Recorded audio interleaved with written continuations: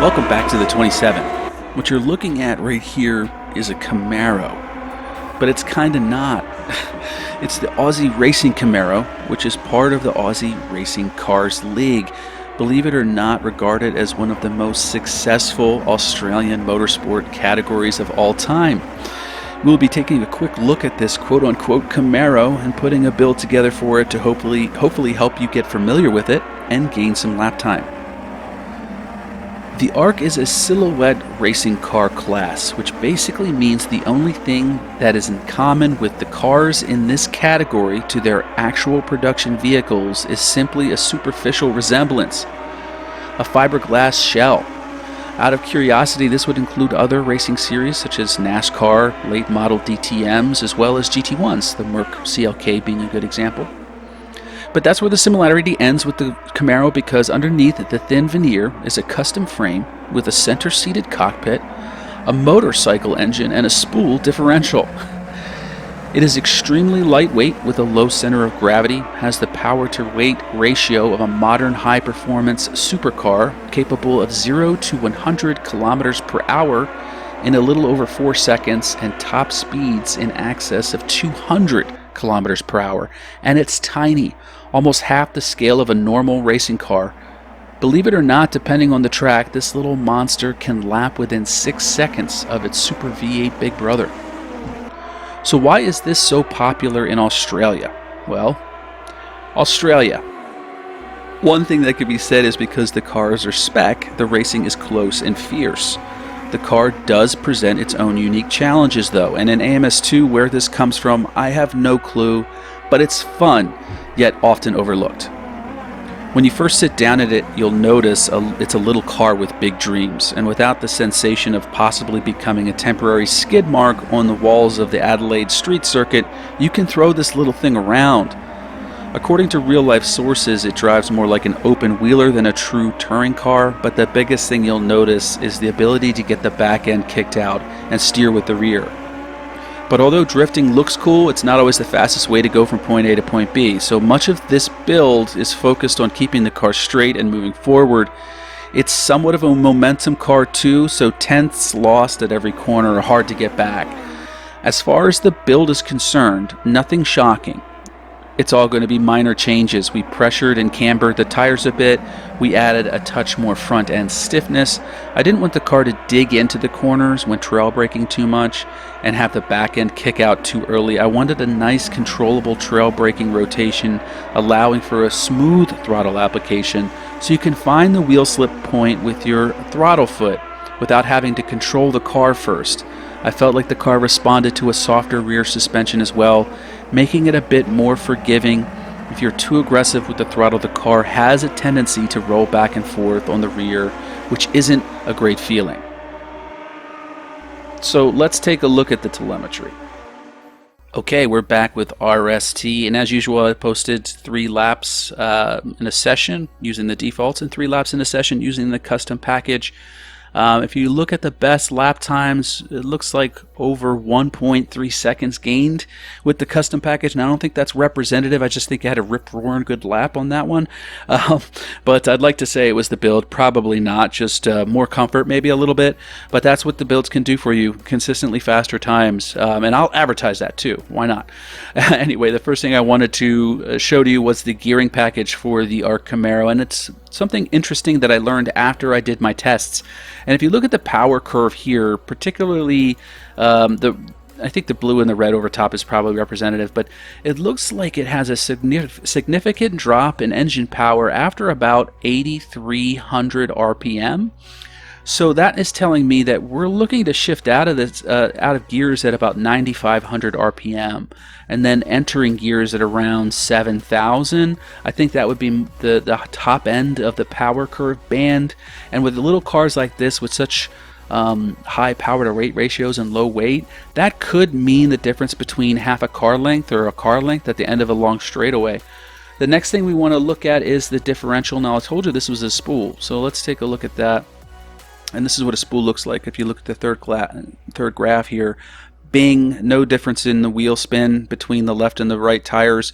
Basically what you're trying to do is control the wheel slip as you corner. So you'll use the second graph if you have RST to see where you are on the slip point of the tires in general across the course of a lap. So you can see here the goal would probably be somewhere around 10 to 15% wheel slip for the rears. And it looks like I was a little bit conservative with it, but I probably could have gotten a little bit more out of it. But I was trying to keep the car moving forward as opposed to slipping the back end too much.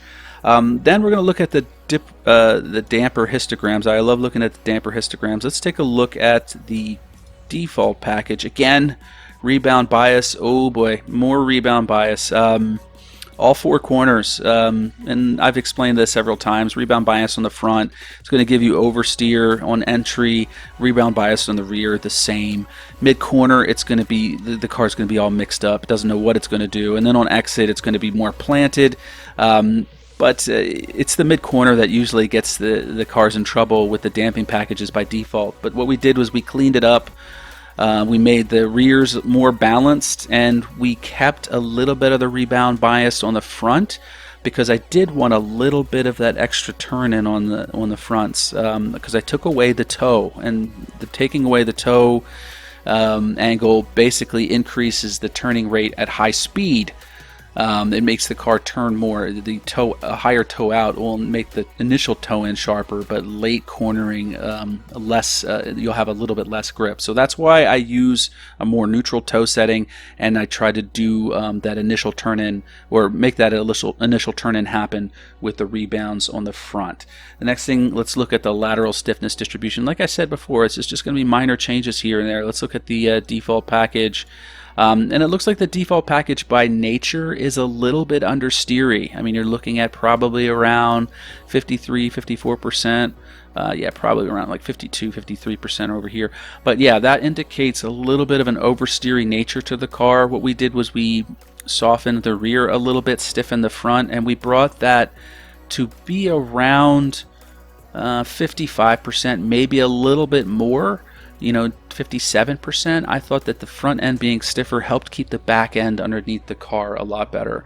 The next thing we're going to look at is wheel loads, and this is kind of interesting, but really not that big of a difference. But these are the little trade-offs that you're making here and there. If you look at, we're going to focus in on TOSA, particularly the rear tires, the loads.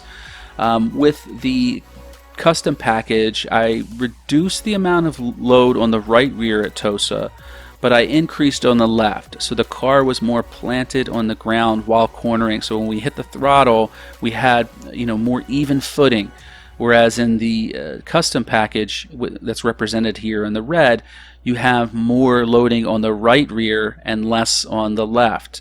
Now with a spool differential, doesn't really make a difference because you don't have to have any unlocking concerns. It's not really going to change the attitude of the car, but keeping the car nice and planted also does impact the acceleration out of the corner and driver comfort as well.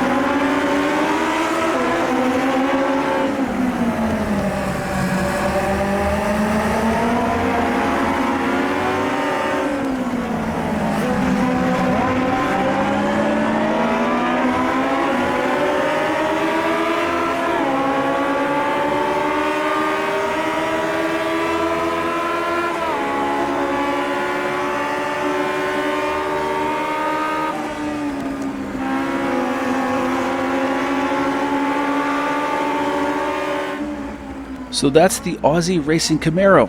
What a great little fun car, surprisingly not present in the multiplayer public lobby context, but honestly, this is a great car for a league. It's a spec series and technique is required, and they're quick. In the single player context, perhaps start a championship with it, and if you come in first, move up to the Super V8. There's no Claire in AMS2 handling contracts for you in cutscenes, but you can use your imagination. Stay tuned to the 27 as the M1 Pro Card build is coming, and also a DTM build is in the works. Until next time, thanks for watching and take care.